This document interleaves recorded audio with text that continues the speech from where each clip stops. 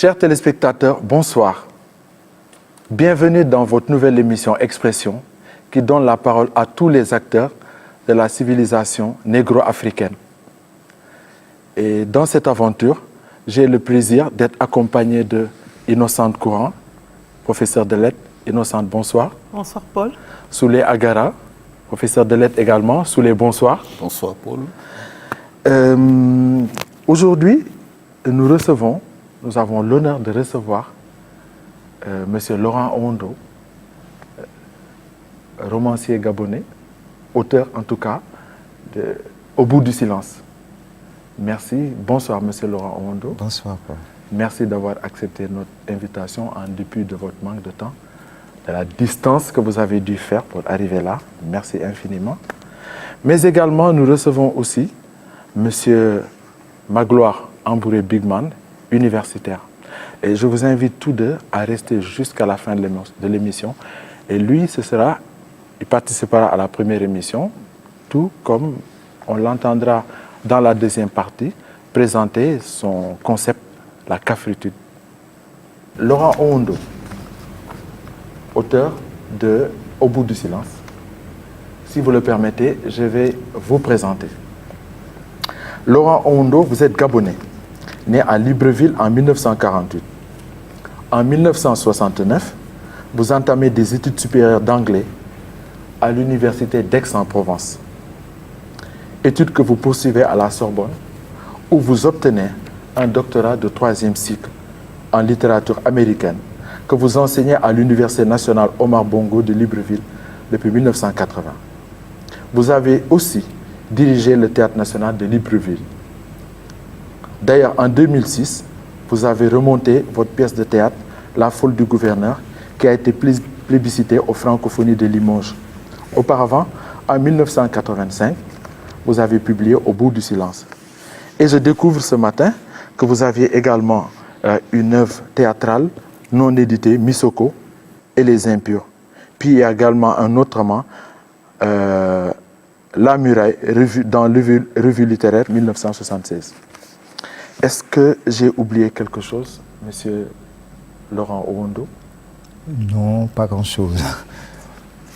Tout simplement peut-être au niveau du parcours. Parce que les gens se sont souvent demandé comment ça se fait que j'écris en français alors que je suis professeur d'anglais. Et donc je pense que quand on regarde ce parcours, on ne se rend pas bien compte, en se disant, ben voilà, il est parti faire des études d'anglais en France, Aix-en-Provence, et puis bon, il a un doctorat à Sorbonne.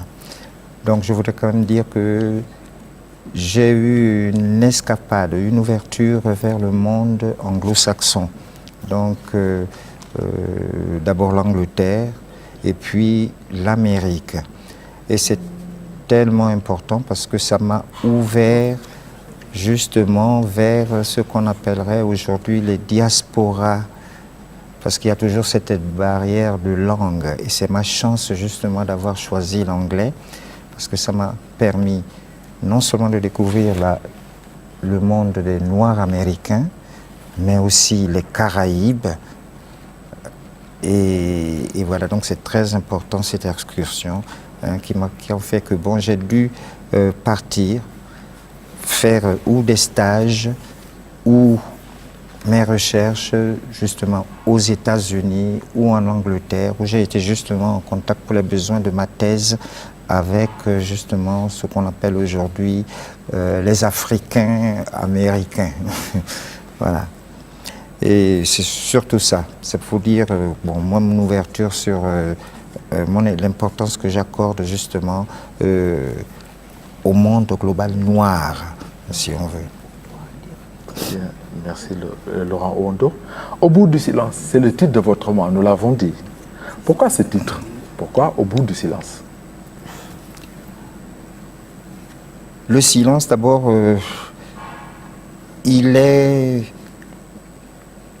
le contraire de ce que l'on pense. Ça veut dire, le silence, c'est justement, quand il n'y a pas silence, on n'entend rien. Il faudrait qu'il y ait du silence, tu sais, justement, comme contrepoint, tu sais, pour qu'il y ait quelque chose. Et quand on est dans le silence, ça veut dire que justement, il n'y a rien, en vérité. Et c'est donc cet absolu. Et le silence, au bout du silence, parsème à peu près toute l'œuvre et prend des formes diverses. Le silence, par exemple, c'est le silence du ventre, par exemple. Le ventre qui ne donne pas, donc qui n'est pas fertile, et là il y a silence.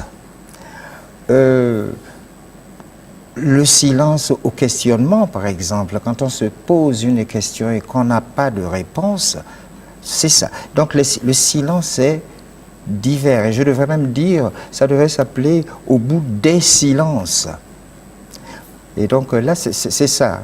C'est pour montrer, je voulais d'abord insister sur l'importance du silence. Okay.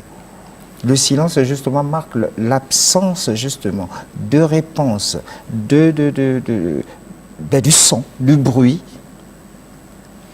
Et tout l'enjeu du roman, c'est justement comment arriver à bout de ce silence qui parsème le monde, justement, que j'entrevoyais là. Très bien. Pour entrer dans l'œuvre directement, vous présentez la ville comme un espace invivable, inhumain, artificiel, monstrueux. Voilà ce que vous dites d'ailleurs, de Petite Venise, à la page 70. Voilà, je vous le lis. Vous dites, ce cœur de transition, cet tintement d'ustensile, ces huées, ces algarades, ces rires montrant des arrières-salles où la bière et la sueur coulaient à flot sous les beuglements des haut-parleurs. Quelque part, ligne plus loin, et toujours les chiens faméliques, reniflant on ne savait quel trésor sur le sol jonché de détritus, ou monté avec l'odeur de la boue, celle d'un cadavre en décomposition, venant se mêler aux fumées des sauces. C'est là une image très négative. Vous n'aimez pas la ville, manifestement.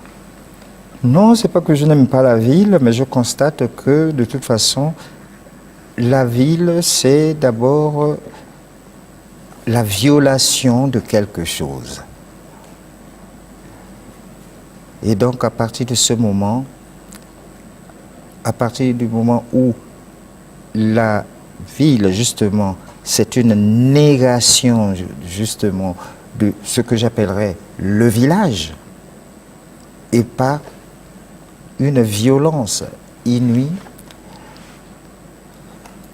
et qu'elle n'arrive même pas, justement, quand elle déracine, elle est le lieu de déraciner, et elle n'arrive pas parce que les gens n'arrivent même pas à reconstituer ce qu'ils étaient.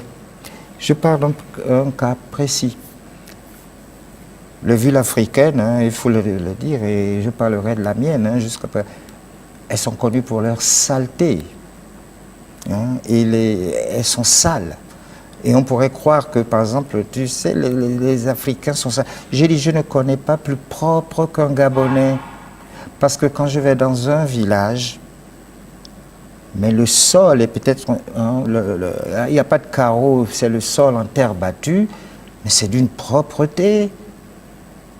La cour est d'une propreté.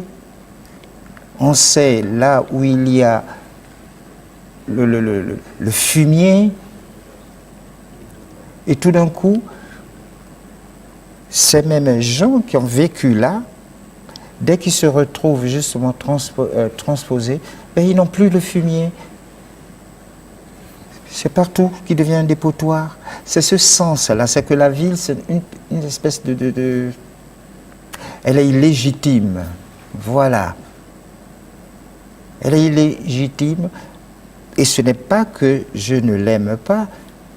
Et justement, la force de cette ville, c'est d'imaginer justement comment, mais elle ne peut pas imposer en se disant, sinon, ce n'est pas des villes africaines.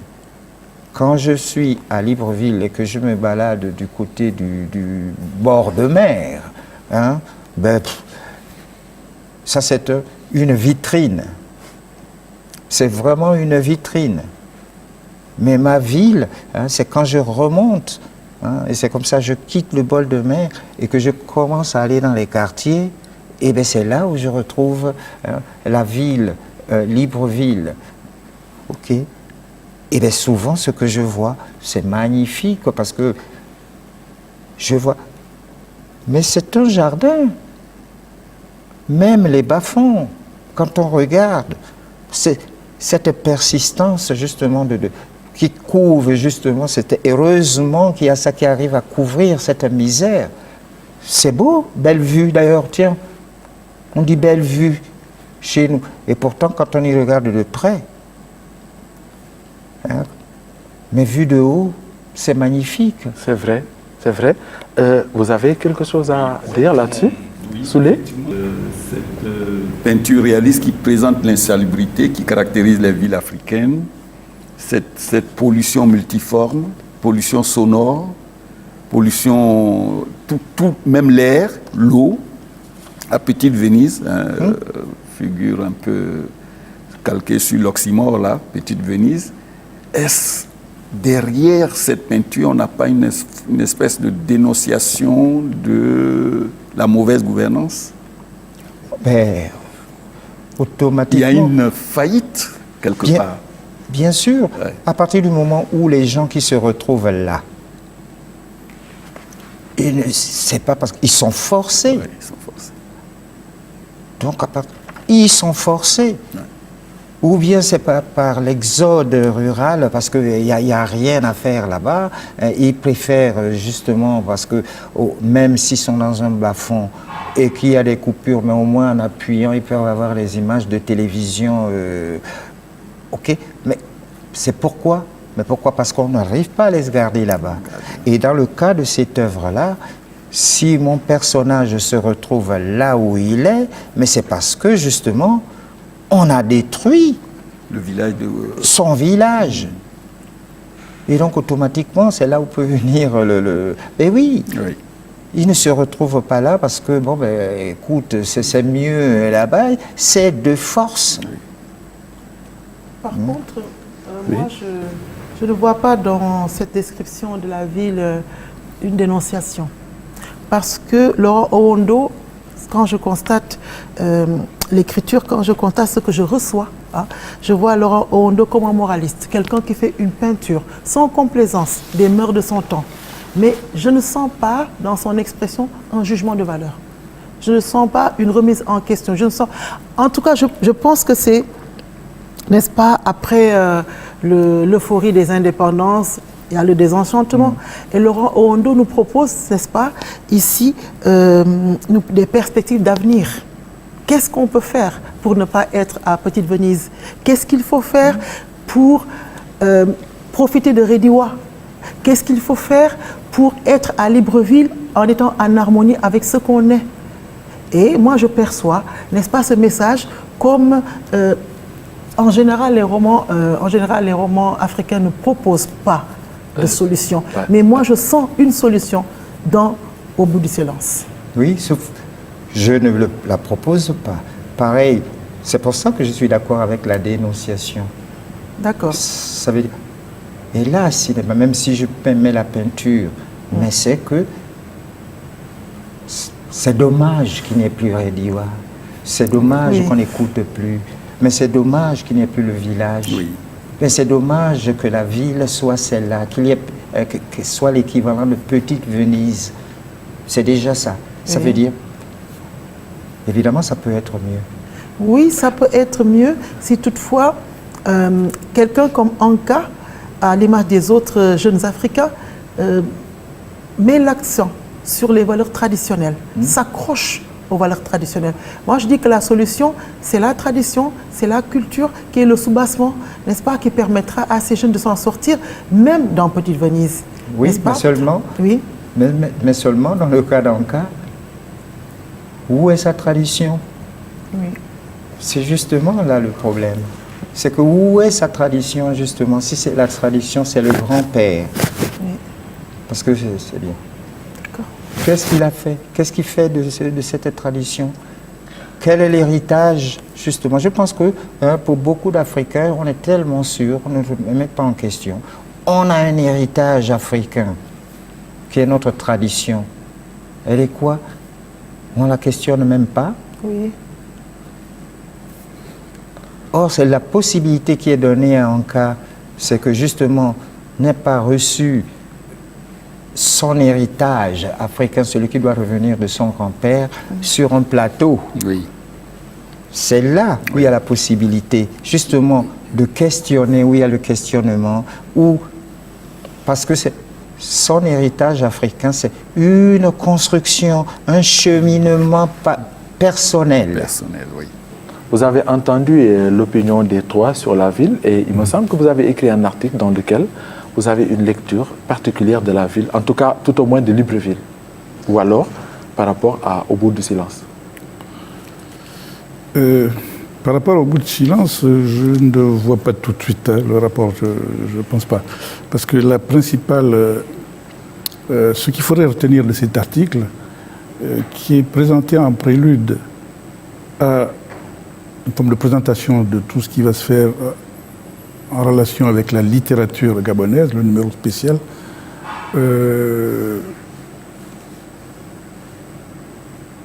disons, je tenais à montrer l'originalité de Libreville, en ce sens que c'est une ville, une des rares villes africaines qui n'a pas connu la séparation classique pendant la colonisation, la partie noire, enfin réservée aux indigènes, comme on disait à l'époque, et la partie blanche qui était réservée aux occidentaux. Mais ce n'est pas ce qu'on voit au bout du silence.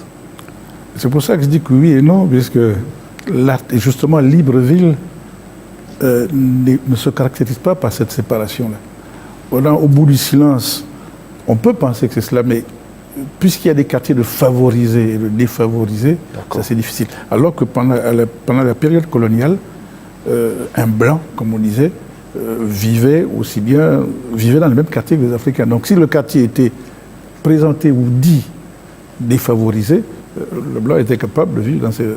voilà, c'était ça le problème. Oui, mais c'est dans les lieux. Je pense que si, il y avait la discrimination au niveau de la ville. Ça peut être même dans un même lieu.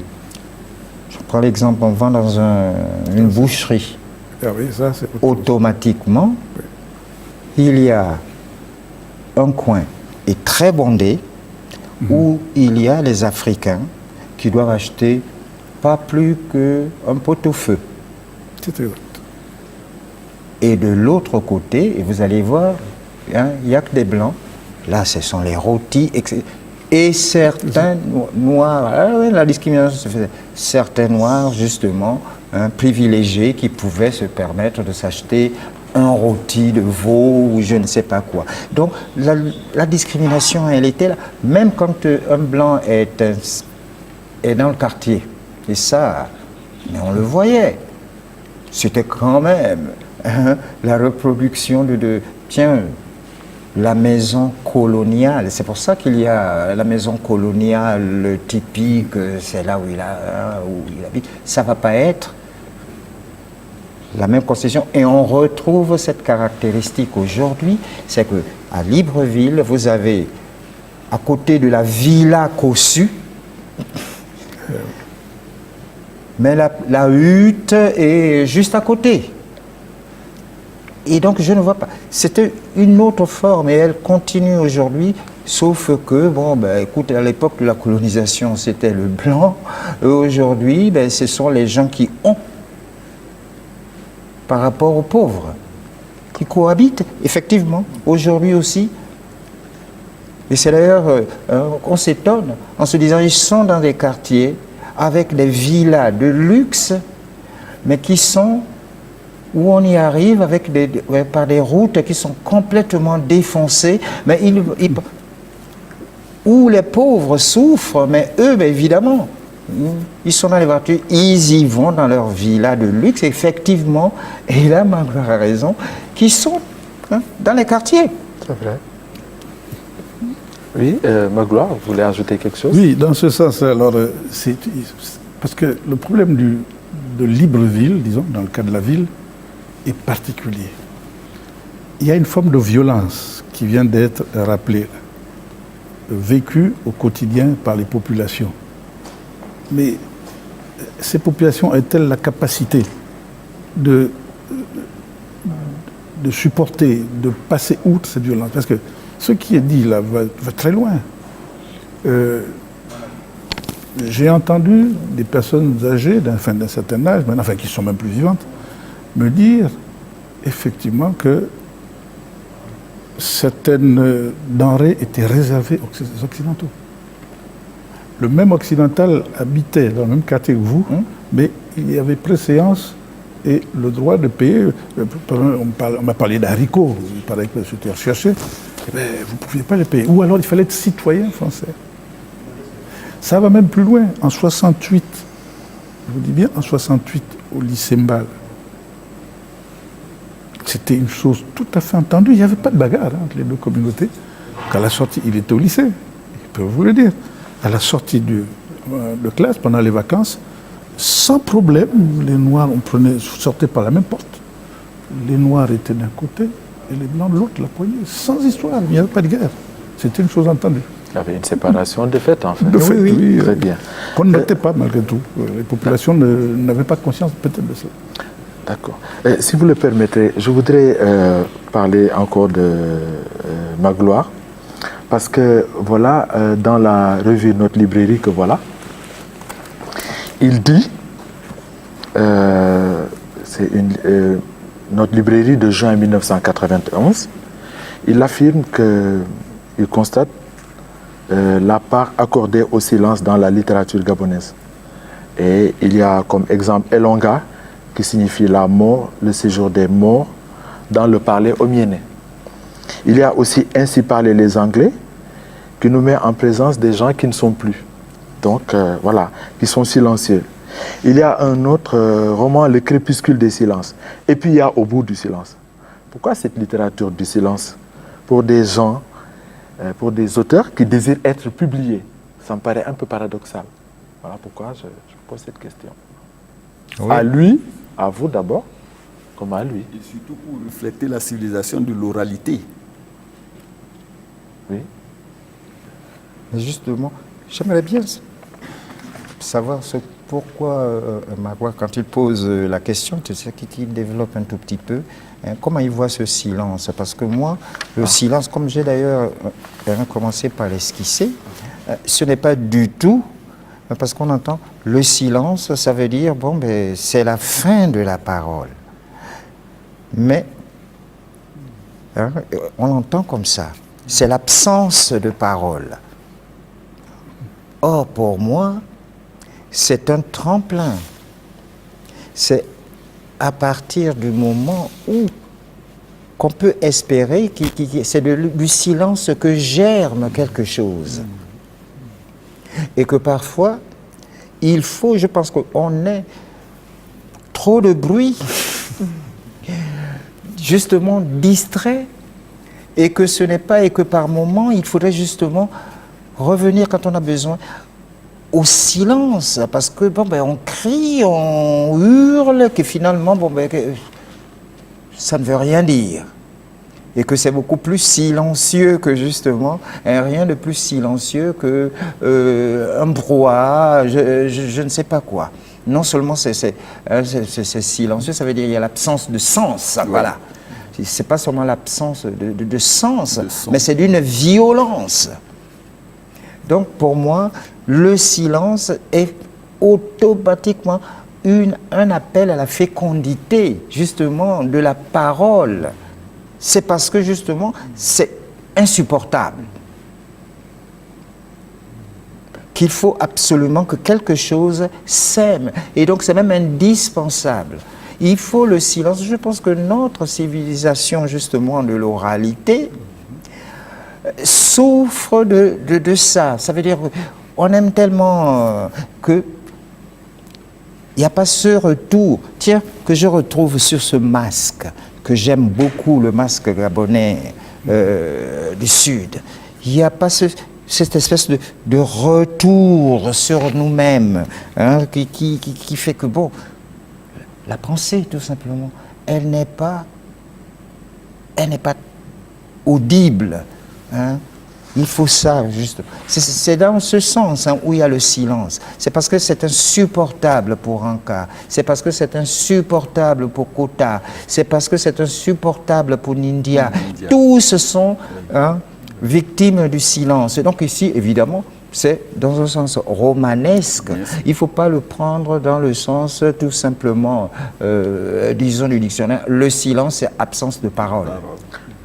Monsieur Magloire, vous avez entendu, il aimerait vous entendre sur votre interprétation de ce silence-là, qui paraît a priori paradoxal.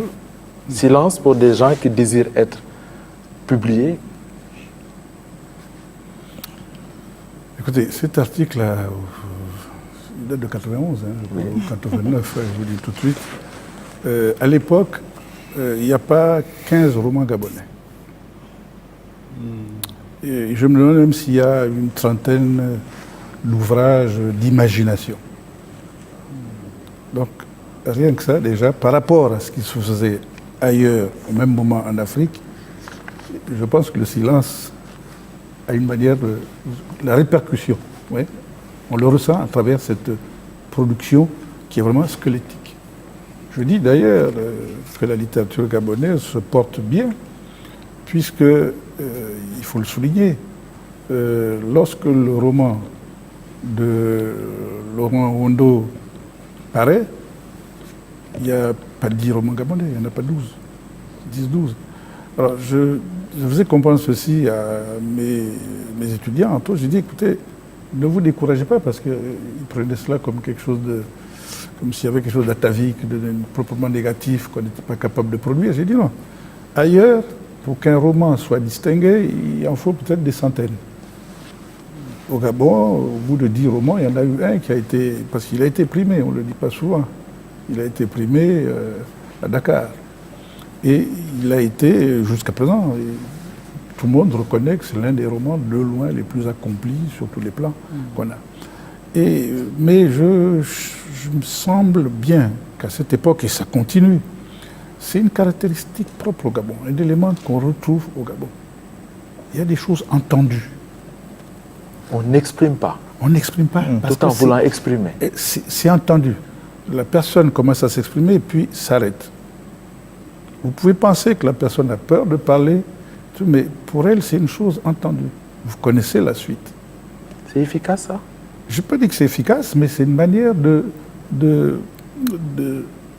d'échanger au Gabon. La parole est d'argent, le silence est d'or, c'est un peu ça? Même pas ça, même si le proverbe existe également dans les langues guinéennes.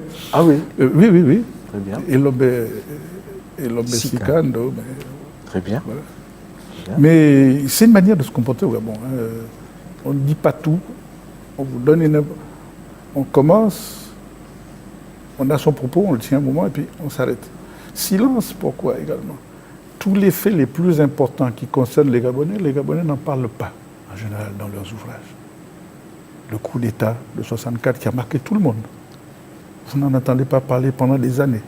Le premier à l'aborder rapidement, cette fois à l'Euro Hockey. Et j'en passe. Oui. Très bien. Oui? Oui, on a effectivement une poétisation du silence. Et il y a un personnage quand même qui semble avoir la clé, qui semble communiquer par le silence. Je pense à Rediwa. Le silence de Rediwa, ce n'est pas un silence dans la douleur, c'est dans le recueillement. C'est dans la communication avec la nature, c'est dans la communication au-delà des apparences. C'est lui que Anka veut imiter. Et je pense qu'il est exemplaire dans ce cas, c'est ça. Il n'est pas complètement écrasé par la ville comme les habitants de Petite Venise. Rediwa, resté dans son milieu, dans son village natal, c'était exemplaire, c'est ça? Et je pense que c'est tout à fait ça. Ça veut dire que Rediwa, c'est ce ciel-là, n'est-ce pas, Oui. Tate, que tu scrutais. Oui. Parce que justement, il ne ressemblait à rien. À rien. Il dit même pas... Et donc lui, mais il savait... interroger et comprendre. Oui. Et il disait pourquoi le ciel, justement, se taisait Oui. Ciel d'avril. à sa manière. Voilà. Lui, c'est typique comment, justement, il faisait face au silence et sans heurts. Et il s'est attaché toute sa vie, justement, à vouloir enseigner à son petit-fils, justement, ce que, comment apprendre le à la secret vie. des masques. Voilà. Comment faire face au silence du monde. Cet enfant, est-ce qu'on peut dire qu'il s'est auto-initié? Impulsé d'abord par le père, par le grand-père qui joue le rôle d'initiateur, mais à la mort de Rediwa, il ne va pas abandonner malgré les obstacles, il va s'auto-initier. Et c'était, Puisque l'un des messages laissés par le grand-père avant sa mort, c'est « attache-toi à Ombre ». C'est même une des questions que j'allais vous poser. Mais- Pourquoi, justement, Rediwa décède avant la fin de l'initiation? Parce que nous sommes habitués dans une initiation, dans On une va jusqu'au formation, bout. à voir l'enfant inscrit à l'école élémentaire, après le bac, l'université, jusqu'au doctorat. Voilà, c'est l'initiation que nous, la formation. Il n'y aurait pas eu mon roman si l'initiation était réussie. Eh bien, mon Anka serait comme tous ces gens satisfaits, les Africains et les Gabonais, qui d'ailleurs se réclament qui sont, moi j'ai la tradition, moi je suis authentique, moi je suis, et qui, bon, satisfaits d'eux-mêmes. Oui. C'était très important Autosatisfaction. que justement, ce début d'initiation n'aboutisse pas, pour permettre justement en cas de cheminer justement, et là le mot je trouve qu'il est très bien choisi, c'est une auto-initiation. Vous savez, en parlant justement de côté mystique, on m'a toujours demandé, mais c'est un roman d'initiation, donc on passe à l'initiation, comme bon, dans le Bouiti. Et j'ai dit, mais non, il s'agit de l'initiation au sens même occidental du roman. Ça veut dire un roman d'éducation, ça veut dire qu'il vous prend là et qui vous retrouve là, mais transformé. Oui, transformé. Oui, dans ce sens, je reviens à mon édition. À la page 9, nous avons la première phrase de l'Inkipit, un ciel inadéquat. Et à la page 125, la dernière phrase, nous avons apporte à côté de l'ocre le kaola dont je me nourris. Ce qui veut dire que, comme le dit Magloire, le roman est abouti. Au début, il y a un vide, un manque, n'est-ce pas? Et la quête aboutit à la satiété. Voilà. Maintenant, moi, je reviens à une situation qui se trouve à la page 43, qui est entre les deux étapes, la première et la dernière.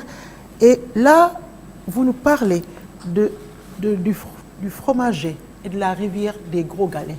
Et ce cadre spatial-là m'interpelle.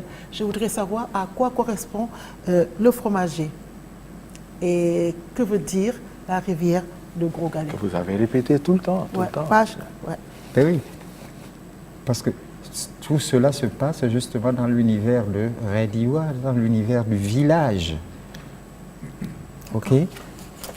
Quand je dis la rivière de Gros Galets, ça veut dire la rivière, elle n'est pas. Vous savez, même le côté écologique, et il y a ça dans le truc. Ça, c'était pas une rivière. Quand il y a la rivière avec des gros galets, c'est pas n'importe quelle rivière.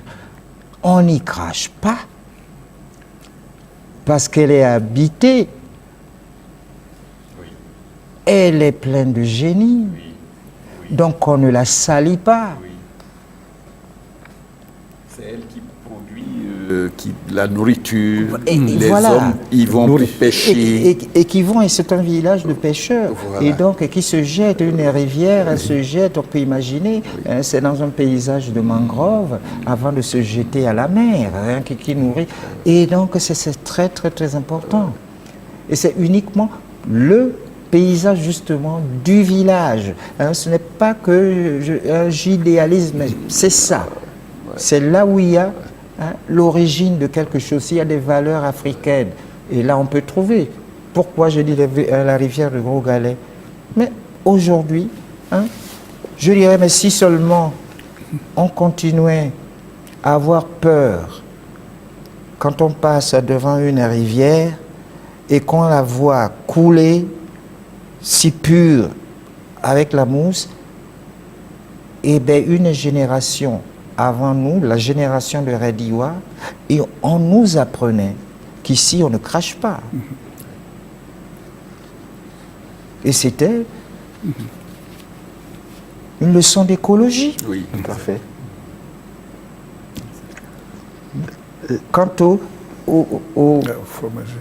au fromager, hein, vous parlez de ce fromager qui est bien ancré, c'est presque, les gens comme on dit, on n'a pas, hein, vous ne voyez pas plus loin que le bout de votre clocher, hein, chez les, hein, mais quand on n'est pas parti loin, ben, le plus haut qu'on puisse voir, ben, c'est le bout du fromager. C'est donc là aussi où il y a la spiritualité au niveau de l'élévation, tu vois, et qui va retrouver ces hauts lieux d'élévation comme la montagne, hein, etc. La poésie des hauteurs. Voilà, c'est les hauteurs. Et que quand on vient de loin, rien que ces branches, hein, je pense que c'est l'idée, hein, c'est comme, Oui. ils vous accueillent, Oui. n'est-ce pas? Ils vous appellent. C'était tout simplement une esquisse du village. Enfin, quand je dis le village, ça veut dire ce que nous n'avons pas perdu, ce qui a, mais qu'on nous a d'une manière ou d'une autre. Oui. Mais il est possible de reconstituer ça, de retrouver le kaolin. Donne, apporte. Nous reviendrons sur l'interprétation, le décodage de l'espace, du cadre spatio-temporel. Je voudrais revenir sur quelque chose là, sur un aspect, l'interprétation des termes. Au bout du silence, quand vous évoquez l'expropriation des terres, ben, on a tous pensé que là, nous ne sommes plus dans le mystique, ni le mythique, ni dans le rêve. On revient chez les humains. Ça veut dire que cette œuvre-là reste foncièrement réaliste. Nous ne sommes plus dans le roman pur, quoi. Est-ce lié à des faits vécus, l'expropriation? Quelle part de roman, quelle part de réalité, d'inspiration? Je pense que de toute façon, et quand j'entends déjà, on n'est plus dans le mythe. Non. Un roman, je dis, bon, c'est pas autobiographique, mais la part d'autobiographie, on ne peut pas la nier, elle est là. Justement, si on écrit sa biographie, en quelque sorte, c'est l'autobiographie, mais c'est du roman encore. Parce que qu'est-ce que c'est menteur, hein? On joue avec, on présente les bons aspects, mais ça veut dire qu'il y a toujours une part de moi. Mais si ça devient du roman, c'est tout simplement parce que, effectivement, ce sont des choses vécues aussi, que j'ai vues. J'ai vu ici une ville, des quartiers entiers menacés avec des croix qu'il fallait raser parce qu'il y a un président français qui devait passer et qu'à partir de ce moment, hein, vos maisons sont trop moches et puis après il faut les raser et ça continue. Est-ce que c'est d'aujourd'hui? Quand, bon, écoutez, on déguerpit. C'est pas fini. C'est ça ce côté, justement, qu'on retrouve. Ben oui, on se retrouve, ben, il y a les croix, surtout des croix. Ça part. Magloire, c'est ce que vous avez ressenti aussi? Mais écoutez, je souligne. Vous avez vécu à peu près la même époque. J'ai même une année précise, 71. Et c'est une question qui a été réglée par les populations de manière, je failli dire classique, mais traditionnelle. Voilà. On nous avait, dit, nos mères, nos grand-mères nous avaient dit, ça ne vous regarde pas. Parce que la maison, le foyer, c'est aussi la femme, c'est d'abord la femme. Et nous, qu'est-ce qu'on faisait à l'époque, quand cette affaire arrivait, quoi, 191, première fois ici, vraiment, de manière marquante, ça se passe en 71. Moi, par exemple, j'ai 20 ans. Ben, on se méfiait, mais chacun suivait sa mère sur le trottoir. Les femmes ont occupé la chaussée et sont parties dire à qui de droit que les choses ne se feront pas de cette manière. Et etc., etc. Ça a eu des répercussions. On s'est arrêté là. Je pense qu'on a voulu reprendre la même expérience. On a tenté la même chose dans une autre province du pays, une année après. Ça s'est également très mal passé. C'est du vécu. D'accord. C'est du vécu. Mais ça s'est réglé de manière traditionnelle. Je vous dis tout de suite. Et en ce qui concerne le roman, le crime est signé. Ah. Il est signé, puisque bon, Révélation. il y a une maternité allaitante. C'est le sceau de la République, ça veut dire, voilà, arrêtez de machin. Eux, ils ne peuvent pas savoir, machin, mais ils ont vu que justement, parmi les images qu'il y avait, ils ont vu qui leur intimait l'ordre, tout ce qui avait des crimes, mais ils comprennent, eux, par les sens, qu'il y a une maternité allaitante qui est venue, donc un décret qui les ordonne de partir. Donc on ne peut pas être plus clair. Et là, ça c'est peut-être pas passé comme ça dans la réalité, parce que ce qu'il raconte là, je l'ai vécu. Mais je continue à voir, et puis c'est ça, même après le roman, je continue à voir. On barricade, on met une croix, on déguerpit, on pille même ce qu'il y a là-dedans. Si vous avez un patrimoine, je viens de lire une histoire extraordinaire là, d'un photographe qui était la mémoire de Libreville, justement, du Gabon, qui faisait. Et puis, pendant son absence, on a décidé de venir tout simplement détruire le domaine, ça veut dire déguerpir les gens qui étaient là, et tout ce qu'il avait comme document 300 000 photos ont disparu. Le type, il est inconsolable, évidemment. Il n'y a personne, tu sais, qui est responsable de ça. Il a essayé de faire un procès, et bien ça n'a pas abouti. 300 000 photos. Je ne sais pas. Pour continuer sur la même lancée d'Innocent tout à l'heure, qui voulait comprendre le sens de la rivière au Gros Galet, etc., je voudrais qu'on explique quand même aux élèves qui vont lire, sûrement au bout du silence, maintenant qu'ils vont peut-être mieux comprendre encore avec vos explications. Est-ce qu'ils n'ont pas besoin de clés pour comprendre les personnages de la montagne, d'ombre, l'ocre, le kaolin, Djouké? Est-ce que vous pouvez, Oui, on peut. en quelques mots... Parce que je les donne. Pour peu déjà, quand on dit Djouké, c'est, dans ma langue, c'est la souffrance. Donc, des fois, au niveau des noms qu'on porte, j'explicite. Quand je dis, par exemple, le kaolin, je donne un peu le sens qu'il a. Oui. Je dis, le kaolin, couleur du lait maternel. Du lait maternel, oui. Donc, ça ne peut être que quelque chose. Couleur de l'aurore, c'est le jour qui se lève. Donc je donne des réponses. Oui, là, oui. Voilà comment il faut le prendre. Même si je dis que, évidemment, le kaolin, je l'emprunte aux traditions, c'est le maquillage des masques et tout. Mais automatiquement, quand on fait œuvre de roman, on est obligé, ça veut dire on s'approprie. Et on donne un sens. Et le sens, les clés, ils sont là. Comme dirait, tout est dans le texte, quand on regarde. Djouké, comme je dis, c'est la souffrance. Mais c'est l'antithèse, justement, et on la voit, l'antithèse de ombre. Ombre, oui. N'est-ce pas? Ombre en même temps qui est les deux. Oui. Qui est ocre et kaolin. Oui. Justement. Parce que Djouké, c'est le sang coagulé. Qu'est-ce que c'est le sang coagulé? C'est l'ocre. Et qu'est-ce que c'est le sang coagulé? La mort. N'est-ce pas? Et donc, je pense que les clés, hein, on les trouve. Ils pensent que, bon, les gens souvent disent, ben voilà, c'est que... Je dis, bon, effectivement, je puise.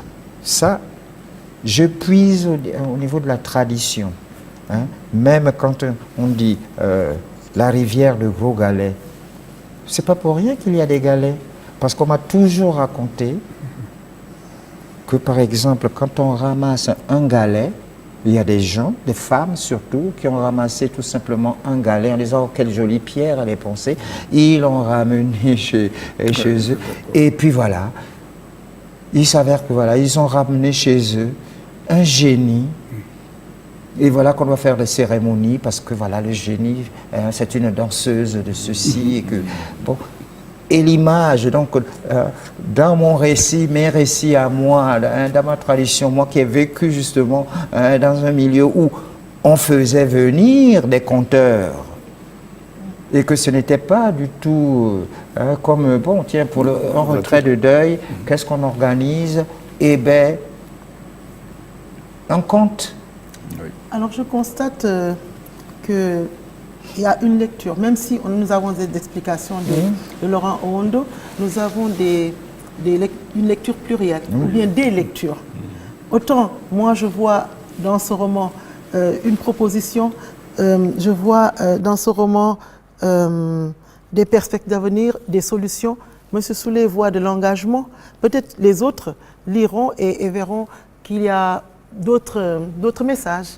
Que nous n'avons pas aperçus et qui viennent de ce roman. Et je pense que vous, et tout le monde a raison, c'est pour ça que je n'ai pas dit non, que je laissais. J'ai dit, ben oui, bon, parce que les gens disent, ben ouais, c'est du mysticisme, ça ne regarde pas la réalité. Ben, je dis, ben oui, la preuve, regardez comment c'est ancré dans le réel. Très ancré dans le réel. Maintenant, puisque nous avons le droit, n'est-ce pas, de la lecture plurielle, nous avons le droit d'interpréter et de sentir, n'est-ce pas, ce qui nous parvient au-delà des mots ou derrière les mots. Nous continuons avec... et là, vous avez compris ce que voulait Tate. Oui, j'ai compris. L'enfant a compris tout simplement que Tate voyait au-delà, justement, de ce que le commun des mortels même ne si voyait la pas. montagne se tait. Voilà. Et moi, je voudrais maintenant demander à Laurent Owondo Ambaye pourquoi, je réitère ma question, n'est-ce pas, pourquoi aujourd'hui, à partir de maintenant, nous aurons tous le droit de l'appeler Laurent Owondo Ambaye. Ah, oui, parce que bon, Ambaye, c'est mon père. Et donc, automatiquement, surtout dans l'optique occidentale, hein, qui est que, bon, ben écoute, un enfant, c'est le nom de son père qui vient. Mais en fait, au Gabon, ce n'est pas ça. Le nom Owondo que je porte, c'est le nom de l'oncle de mon père. Et donc, Ambaye ne vient qu'en deuxième position parce que Owondo, c'est presque générique chez les Mpongwa, il y a plein de Owondo. Et donc, mais Owondo de qui? Owondo d'Ambaye. Et donc, pourquoi? D'ailleurs, mon père, je dois avouer, hein, il se faisait des soucis parce que son nom n'apparaissait pas. C'était toujours Laurent Owondo.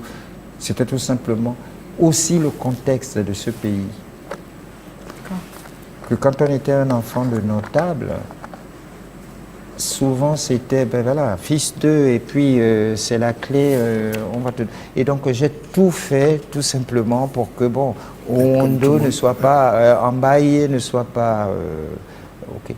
Et là, bon, ben, il est temps que c'est effectivement, dans mon acte de naissance, c'est Owondo Ambaye, hein, et que, bon... Mais je ne le mettrai pas sur mes œuvres, c'est parti, c'est Laurent Owondo. Hein. Ce qui veut dire pour que votre nom de plume reste Laurent Owondo. Voilà.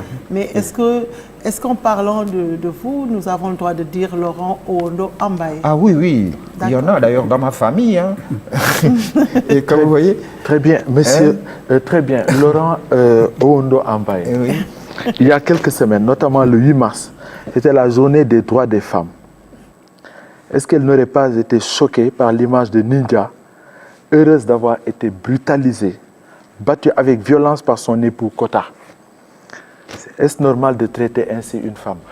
Ou alors, sauf si la société homiennée est misogyne, Loin ou de c'est là. une manière de se valoriser? On m'a tout souvent, hein, justement, hein, à propos de l'image de la Il y a femme. une femme là, d'ailleurs. Voilà, qui est véhiculée. Et je me demande d'ailleurs pourquoi. Pourquoi? Et pas seulement, parce que c'est ne pas comprendre que quand son homme est dans l'apathie totale, l'inertie, n'arrive pas, elle le pousse. Hein, c'est une technique, elle le pousse. Devant, c'est cette violence devant ses routes, pour qu'il rebondisse, ça fait, voilà, pour qu'il rebondisse. Mais au-delà de cela, je ne sais pas si vous avez remarqué que ce roman ne correspond absolument pas à l'idéalisme. Tu comprends, la femme idéale. On pourrait penser justement que je ne suis pas, je suis pour les femmes battues. Ou non, ce que je suis en train de dire, ça donne une image assez négative, mais non, c'est pour démentir souvent des clichés. La solidarité entre les femmes, par exemple. Hein, c'est comme, bon, la solidarité entre les Noirs. Ça veut dire que, bon, même si je ne suis pas d'accord avec toi, mais à partir du moment où tu es noir, solidarité entre les femmes, hein, t'es nul, mais parce que tu es une femme, donc voilà, tu mérites ce poste-là. C'est ce que je dément. Par l'idée, par exemple, de la sœur de Kota, Sitangui. Sitangui, oui. Voilà. Oui. Quand cette femme comme elle, épousée comme elle, hein, va dans les lacs et ça aurait été une manière aussi de montrer une solidarité entre les femmes, en se disant, oh là là, écoute, on va étouffer ça, on va arranger, on va s'arranger, et puis je vais aller dire, mais elle est la première, c'est elle qui vient dénoncer. Parce que c'est ce qu'on oublie, mais c'est la femme aussi qui élève les garçons. Et dans notre société, qui crie contre l'injustice, c'est aussi la société où les femmes ne tolèrent, même quand elles ont souffert dans leur mariage, hein, ne tolèrent pas que leurs fils puissent, par exemple, aider leurs femmes. Oui. Voilà le mot qui est utilisé. Tu as fait de lui un maboule. Oui, exact. C'est ça que je... C'est qu'elles sont justement les gardiennes souvent de la tradition et que souvent de leur propre aliénation. C'est pas que je suis d'accord avec... Non, mais moi, je suis d'accord avec vous, hein, Oui. dans la mesure où moi, j'ai toujours pensé que les bourreaux des femmes, ce sont toujours des femmes. Mais bien sûr. Justement, et voilà pourquoi j'évoque toujours, n'est-ce pas, la situation où la femme doit plutôt penser à ses devoirs. Ses devoirs de libérer la femme. C'est à la femme de libérer la femme. Mais oui. C'est un devoir. Elle pense au droit à arracher à je ne sais qui, alors que justement, elles sont les fossoyeurs, n'est-ce pas, de la liberté Voilà. des femmes. Et sans compter que bon, ce sont elles. Hein. Ça, c'est vrai. L'éducation, vu le truc, hein, les hommes, ils sont absents, ce sont eux qui Non, c'est la élèvent. triste réalité. Et voilà, c'est uniquement hein, Oui, ce que je voulais vrai. soulever. Parce que bon, y a l'unanimité, hein, surtout quand on regarde une certaine littérature qui se dit féministe. Juste, oui. Hein, c'est donc le héros positif. Hein, et là, c'est l'héroïne positive. Hein, ça veut dire les femmes, ils sont tous bons, tous gentils. Tout... Non, ce que je dis, la femme est l'égale de l'homme. Mais c'est pareil, comme elle est l'égale de l'homme, elle n'est pas mieux ni pire que l'homme. Ok? C'est tout. Très bien. Nous arrivons à la... Je suis obligé de vous interrompre tous. On avait pour vocation d'ouvrir un débat, une exploration. Mais...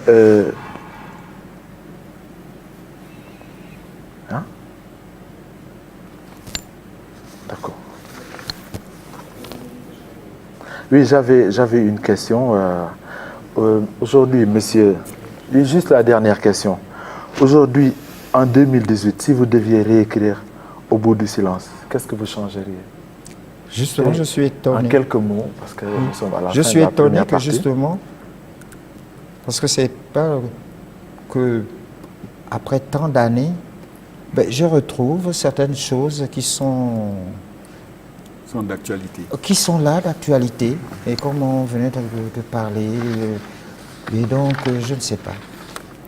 C'est pas pour me jeter les femmes me disant, bon ben, voilà, c'est peut-être que bon, c'est là, il n'y a pas à réécrire, je n'ajouterai rien.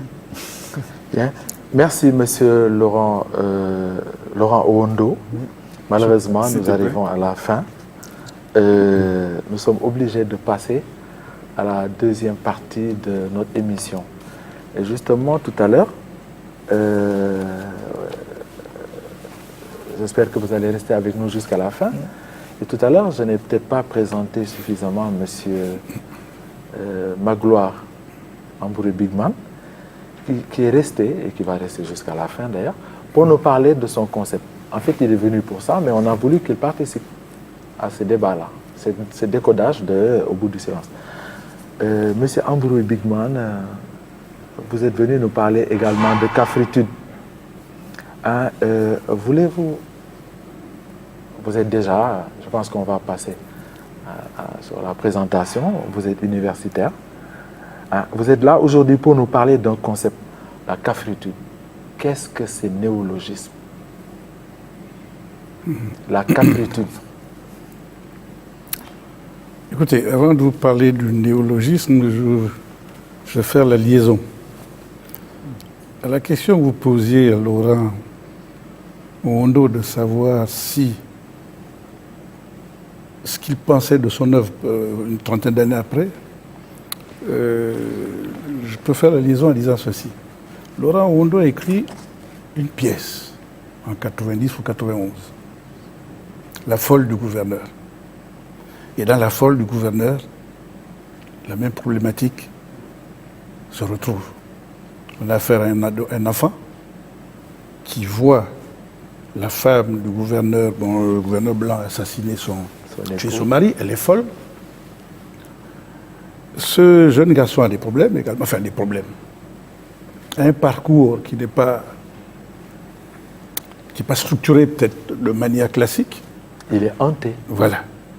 Et, enfin, c'est vous qui prenez ce terme, qui utilisez le terme. Et son problème, à un certain moment, avec les personnages, il y a un problème, on lui dit, mais quel est ton problème? C'est qu'il veut voir le monde d'aujourd'hui avec les yeux d'hier. Il ne faut pas oublier les yeux d'hier. Il y a ce problème. Et je profite de cette liaison, c'est dans le thème, c'est dans la pièce. Quelle est la problématique? Je voudrais pouvoir voir le monde d'aujourd'hui aussi avec les yeux d'hier. Or, le problème pour ce garçon, c'est que tout le monde oublie que hier était, et on a besoin d'hier pour peut-être mieux comprendre aujourd'hui et puis se projeter dans le futur. S'agissant de la cafritude, ce concept, il n'est peut-être pas aussi neuf que cela.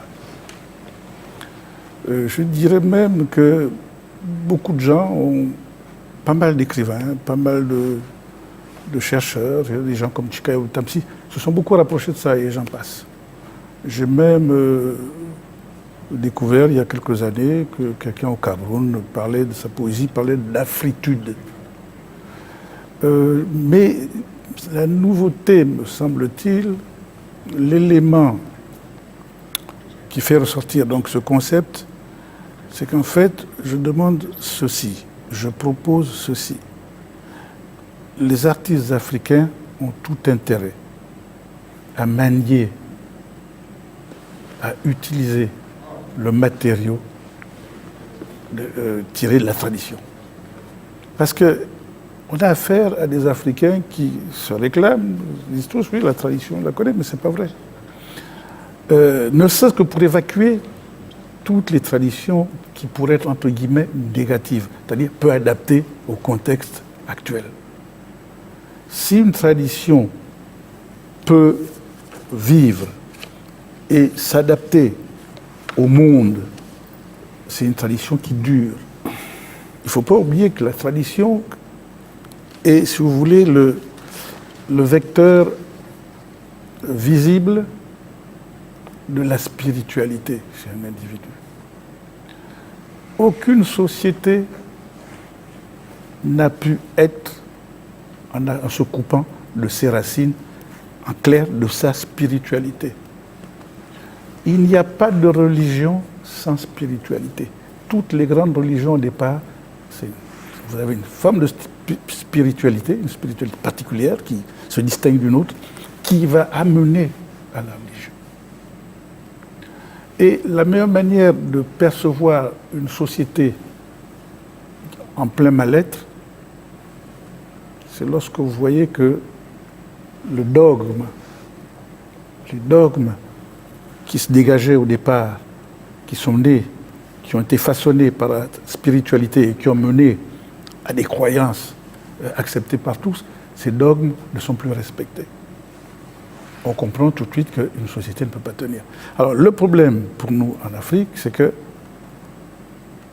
étudiant, j'observe, je suis frappé par une chose, j'observe que plus les Africains, les écrivains africains, parlent de l'Afrique, plus s'éloignent de l'Afrique, parce que jusqu'aux années 76, juste un peu avant 80,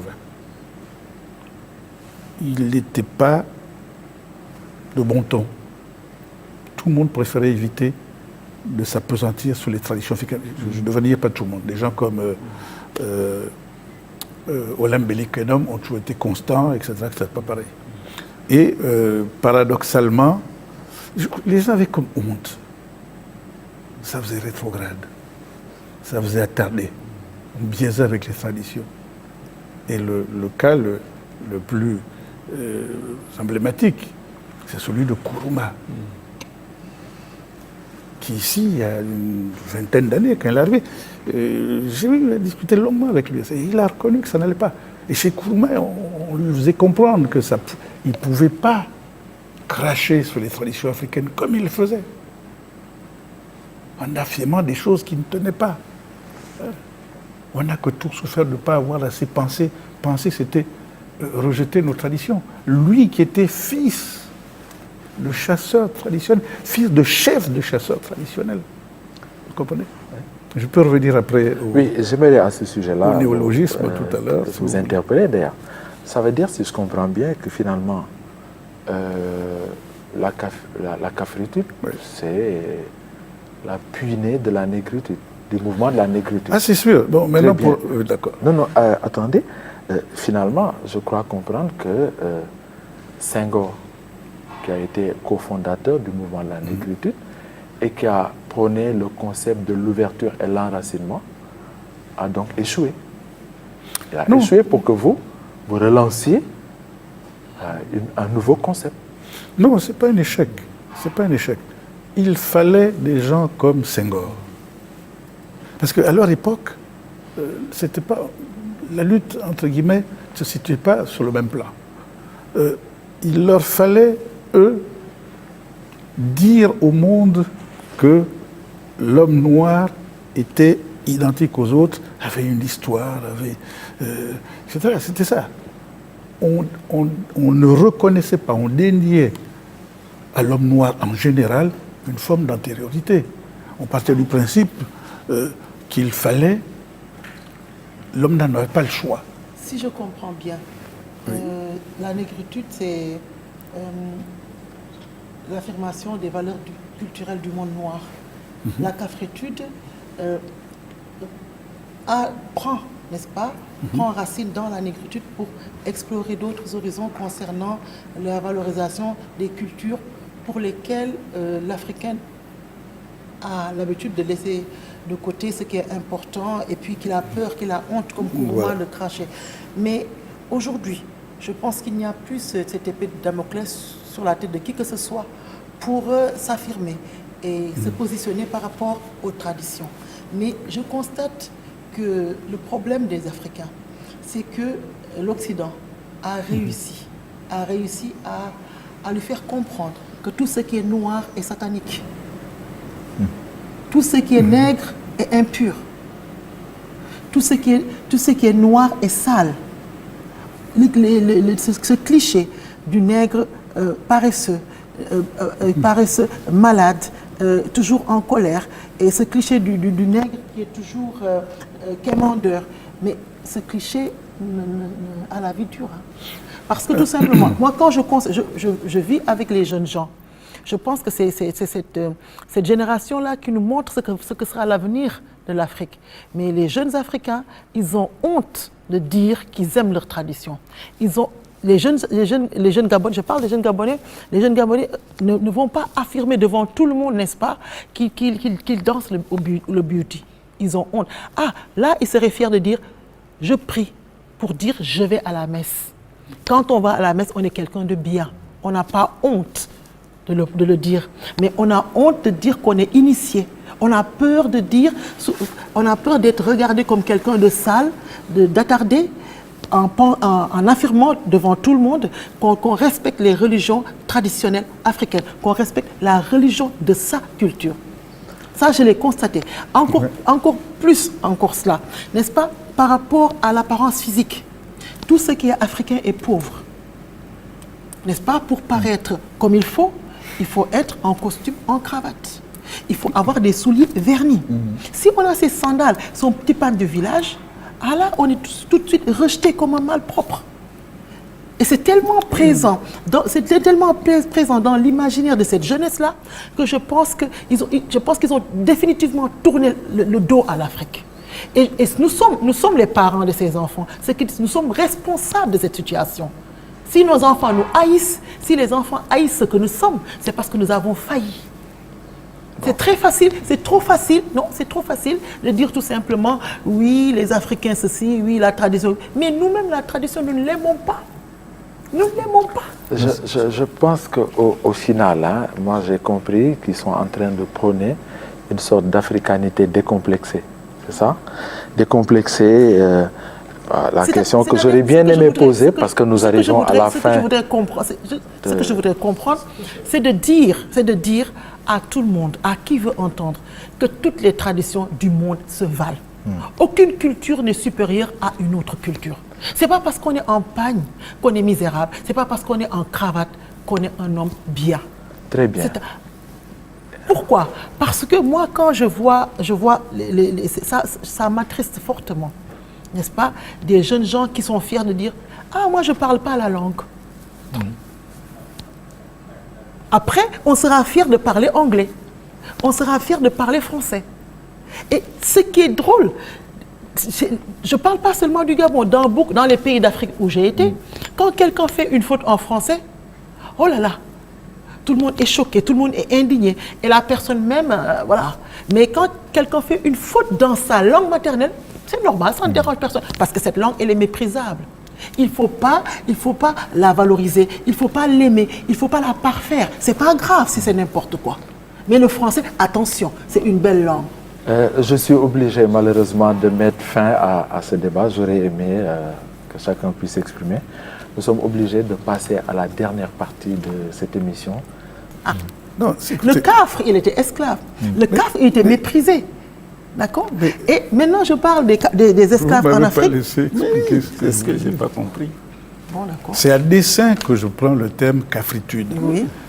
Comment on l'oppose à la négritude. La négritude, tout le monde en est fier. La cafritude, il faut faire ressortir ce dont on n'est pas fier. Voilà. Pourquoi le terme est né par le mot cafre, qui signifie non-musulman et esclave dans certaines parties d'Afrique. Il faut que les artistes africains... Enfin, oui, terminez, achevez. Il faut que les artistes africains, en quelque sorte, prennent l'habitude de traiter, de ne pas mettre de côté un certain matériau. Tout ce qui est dit là, ça, ce sont les conséquences. D'accord. Il ne faut pas en vouloir. L'Occident n'est même pas fautif. L'Occident vit pour elle, pour tenir, pour être sur le podium.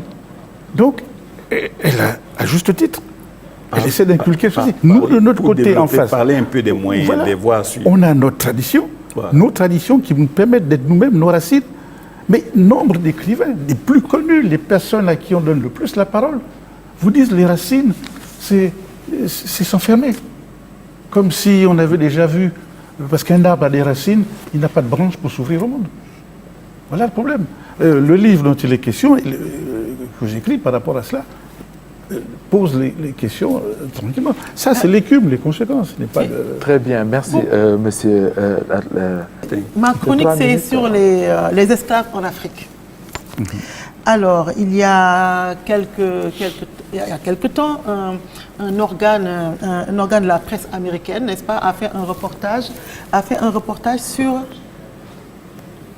un organe de la presse américaine a fait un reportage sur les esclaves en Libye. Moi, j'ai été étonnée de voir que c'était le tollé. Tout le monde semblait indigné, ça a défrayé la chronique, et puis tout le monde était fâché. Mais l'esclavage en Afrique, c'est un secret de polichinelle. Tout le monde sait qu'il y a des esclaves en Afrique. Tout le monde le sait. Mais pourquoi tout le monde semblait étonné, choqué, perturbé? C'est une hypocrisie qui m'a indignée. D'accord? Parce que malheureusement, il y a plusieurs foyers en Afrique où l'esclavage existe encore. Et c'est socialement accepté. Ce crime contre l'humanité est accepté et même entretenu dans certaines contrées. Et c'est une institution, n'est-ce pas, de telle sorte que les victimes ne se rendent même pas compte de leurs conditions. Ils pensent que c'est normal. Ils ne feront pas d'efforts pour en sortir parce que socialement, c'est une impossibilité psychologique de réagir contre l'esclavage. Le maître, n'est-ce pas, c'est quelqu'un qui a le droit... Oui. Est-ce qu'il y a des solutions? Alors, les solutions, tout simplement, c'est l'éducation. Éduquer les maîtres, éduquer les victimes, les bourreaux et les victimes. Parce que tout simplement, il y a une autre difficulté, c'est le fait de démocratiser, n'est-ce pas, le savoir pour que tout le monde sache ses droits et que sache qu'il n'y a aucun humain qui est au-dessus d'un autre humain. Vous avez le même point de vue? Oui. D'accord. Merci Innocente. On va passer à la chronique de Soulé. Oui. Voilà. Et la chronique, c'était... Le thème, c'est l'âge avancé des chefs d'État. Des chefs d'État, notamment africains. Alors, je vais relier cela à la thématique du silence, parce que voici des personnalités qui sont victimes de différents facteurs négatifs marqués par le silence. Ils sont victimes comme prisonniers de l'euphorie qui gagne l'homme qui arrive au pouvoir. Ils sont victimes parce qu'ils ne peuvent plus sortir de ce piège qui se referme sur eux, le piège que fabrique, si vous voulez, le dur exercice du pouvoir. Autour d'eux, il y a beaucoup de silence coupable, des facteurs négatifs marqués par le silence. Sur l'arène politique, on remarquera souvent que les personnalités politiques forment une espèce de basse-cour cacardante, pour employer les termes du poète Senghor. Il n'y a pas de dialogue. Il y a un déficit de communication. Il y a même une crise de communication. Et quand on prend la parole, c'est pour maquiller les insuffisances. Et là, je regarde du côté des journalistes, des hommes de médias, qui sont également coupables, dans leur silence, de leur façon de louer ces hommes, de les encenser, même quand ils font mal, de ce peuple très versatile, qui également change entre le matin et le soir, qui peut louer un chef et le régner le soir. de cette incapacité à dire la vérité. Mais Souley, est-ce que ce n'est pas dû peut-être à une interprétation sociologique de l'Africain qui se dit quand un vieillard meurt, c'est une bibliothèque qui brûle, ou bien la sagesse africaine veut que les gens d'un certain âge aient plus soient capables de focaliser peut-être les desiderata de leur peuple. Est-ce que ce n'est pas dans le subconscient des Africains que d'accepter que des gérontocrates restent au pouvoir? Oui. Hormis le fait que ceux qui tournent autour, peut-être ont des intérêts. Ça rejoint un peu le thème de la bâtardise traité par Kourouma dans son roman Le Soleil des Indépendances. Nos chefs, les chefs actuels, ressemblent un tant soit peu aux chefs traditionnels. Et à ce titre, ils bénéficient du respect qu'on doit aux chefs traditionnels. Mais ils ne ressemblent pas aux chefs traditionnels, ils ne ressemblent pas non plus aux chefs modernes, aux chefs européens. C'est la bâtardise. Vous avez vécu avec un chef, le chef de famille? Oui, mais c'était autre chose. Oui, justement, je suis son fils, je savais lui dire non. Et c'était... Même, je ne suis pas d'accord. Il n'acceptait pas toujours, mais il avait une manière, je me souviens, très... Il n'a jamais tort. Mais après, comme il écrivait, c'était par lettres, hein, pour reconnaître à demi-mot que... Mais pourquoi tu me gardes silence hein, voilà. Donc, c'était pas un dictateur. Il ne pouvait pas être le dictateur de sa famille. Très bien. Magloire, est-ce que c'est pas parce que, sans vous interrompre, est-ce que c'est pas parce que également, parce qu'il n'y a pas peut-être d'individus capables de prendre le relais, etc. Voilà pourquoi. Est-ce que ce n'est pas ça? Est-ce qu'il n'y a pas, pourquoi on parle de dauphins, on parle de jeunes, pourquoi c'est accepté, je veux dire? Pourquoi il ne se passe absolument rien? On laisse. Mais les dauphins, souvent, ils n'ont rien d'autre. C'est justement prendre la place. Attendez, on ne peut pas vivre dans la dynamique du silence tout le temps. Non, mais ce silence-là, c'est vrai. Qui vous dit que c'est accepté, cette affaire du chef qui reste éternellement? Mais... Là, on est en train de parler, je vous dis, des effets, ce qui est vu. On ne voit pas, on ne s'explique pas le comment. Vous voulez que je vous donne un exemple? On n'a pas été dans le comment. Prenons l'exemple de l'Algérie. Oui. Mais ce monsieur-là, pardonnez-moi de le citer, il est impotent, il est là, on les garde. Est-ce que c'est peut-être...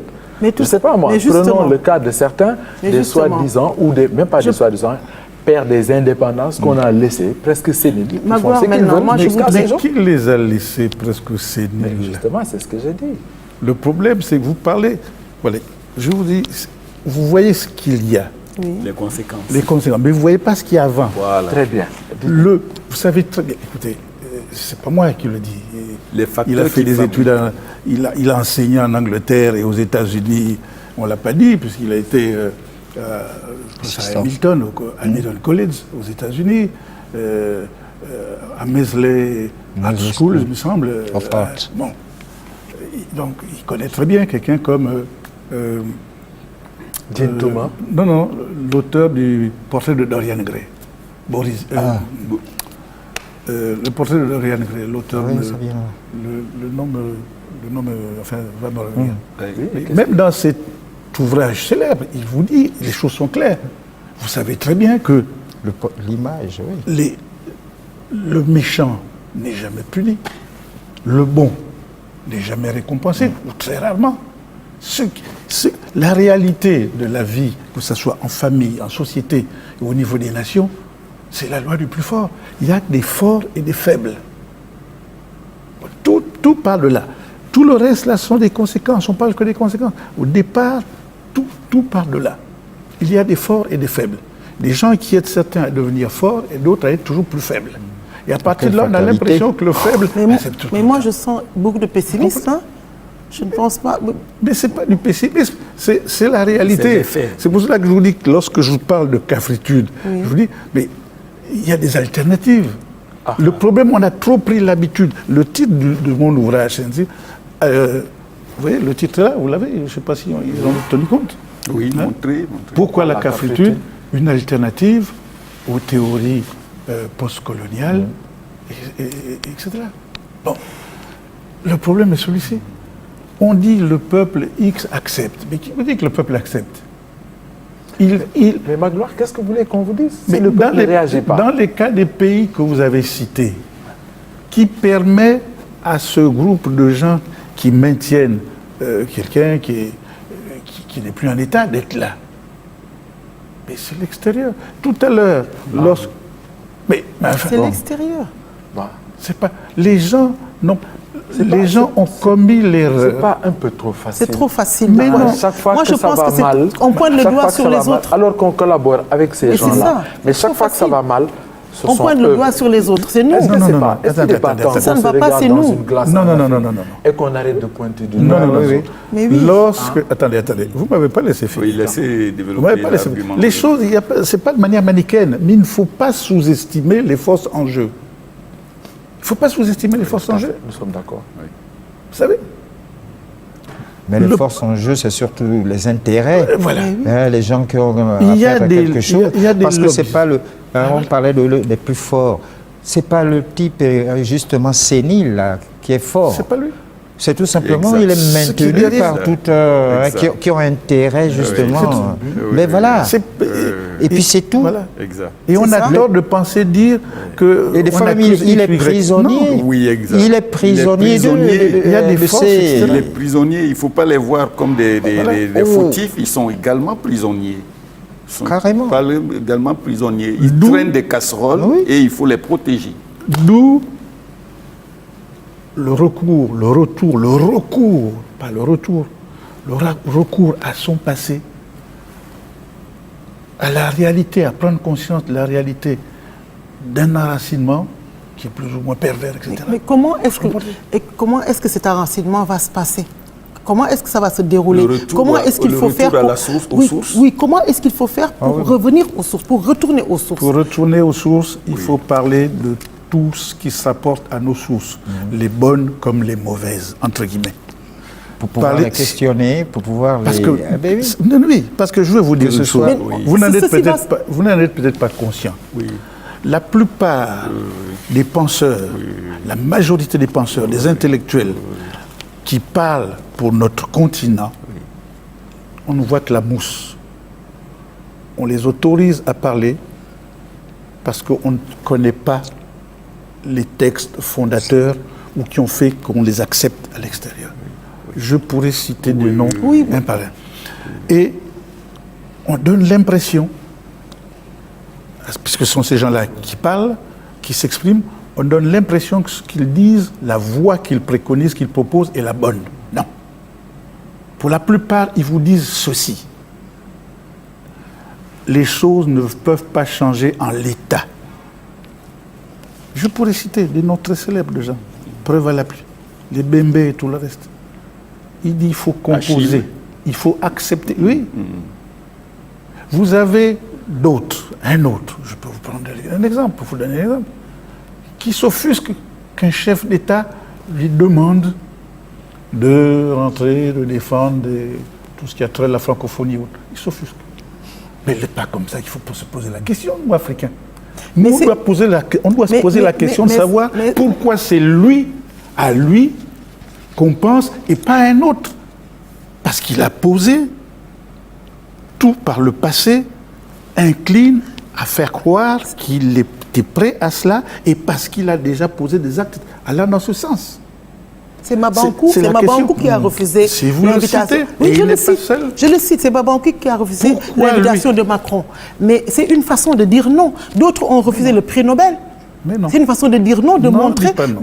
Il peut dire non. Il aurait pu ne pas dire non, mais ici aussi, il peut dire non. Et moi, je suis d'accord qu'il dise non. Parce que justement, il a donné les raisons pour lesquelles il n'a pas accepté. Quand Sartre a refusé le prix Nobel, mais on ne lui a pas posé la même question, même si ce n'est pas le même contexte, c'est une façon de dire non, de refuser tout simplement. Non, je peux vous dire ceci, puisque vous l'avez cité. Oui, je l'ai cité. Je l'enseigne. On n'est pas fou Alain pour Mamadou. choisir Oui, X oui, et je pas l'enseigne. Y. Mémoire de Si- porte épique. Non, non, mais il n'y a pas que ça comme titre. Oui, oui, oui. Il y a d'autres. Lumière de pointe noire. Mais il y a d'autres choses, les bleus, blancs, rouges, mes ancêtres, versions et tout ça. Comment voulez-vous que quelqu'un qui met ça d'abord en couverture, peut-être c'était juste pour se faire connaître Il ne faut pas qu'il s'étonne après qu'on pense à lui quand il s'agit, entre guillemets, je dis bien, entre guillemets, de collaborer. Je n'ai pas dit qu'il n'avait pas le droit de dire non. Le problème chez nous, c'est à notre niveau, c'est qu'on doit se dire, c'est à juste titre qu'on convoque X et pas Y. Et le problème de la société africaine en général, c'est qu'on a des tas de gens qui sont là, qui passent pour des paragons de vertu, et lorsqu'on gratte, il n'y a pas, il n'y a rien. Et c'est eux qui vont devant nous, c'est eux qui font des choses, et j'en passe. Voilà le problème. Qu'est-ce qu'un vrai Africain, en fin de compte? Un vrai Africain, c'est comme il le dit, c'est celui-là qui boit à la sauce. Je peux vous dire... L'auteur Laurent Owondo faisait allusion tout à l'heure à un passage qui met en relief les qualités écologiques des Africains. Oui. Dans les villages, on était propre. Oui. Les villages sont toujours propres. Respectueux de l'environnement. Excusez-moi, mais c'est sur ces propos que nous allons mettre fin à notre émission. Notre but, c'était d'ouvrir le débat, de créer une tribune, expression, dans laquelle chaque 15 jours, nous viendrons décoder des œuvres de la culture africaine, de la culture négro-africaine. Voilà. Merci, chers téléspectateurs, d'avoir suivi.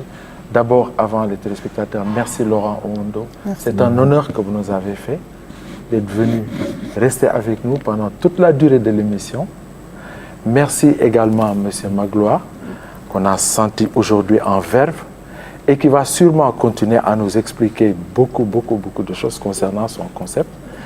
Et j'invite les gens à prendre contact avec vous à l'université pour lire votre ouvrage. Merci Innocente, merci Souley, chers téléspectateurs, merci. Nous vous donnons rendez-vous dans 15 jours. N'oubliez pas, le label, c'est l'image de l'Afrique. Et nous avons pour vocation de porter cette Afrique à bout de bras. Au revoir, merci, bonne soirée.